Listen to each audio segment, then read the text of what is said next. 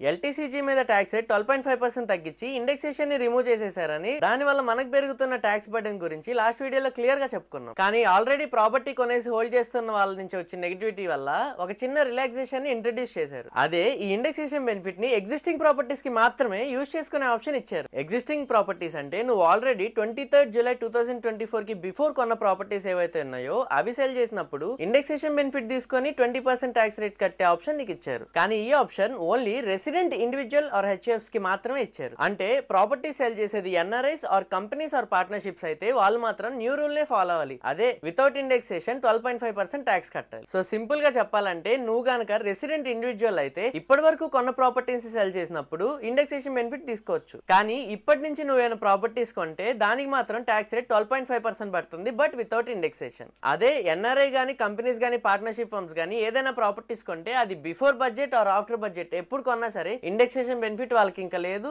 And వచ్చిన capital gains మీద 12.5% tax కట్టేయాలి. So ఇప్పటి నుంచి నువ్వు ప్రాపర్టీస్ కొనాలనుకుంటే ఇది కూడా కన్సిడర్ చేసి క్యాలిక్యులేట్ చేసుకో. ఇప్పటి వరకు మనం ప్రాపర్టీస్ టాక్సేషన్ మీద బడ్జెట్ లో వచ్చిన చేంజెస్ అన్ని మాట్లాడుకున్నాం. నెక్స్ట్ వీడియోలో shares and mutual fund taxation కి బడ్జెట్ లో వచ్చిన చేంజెస్ గురించి మాట్లాడుకుందాం. అవన్నీ నేను పెట్టిన వెంటనే మీకు అప్డేటెడ్ గా రావాలంటే ఈ ఛానల్ ని ఇప్పుడే ఫాలో కొట్టేయండి.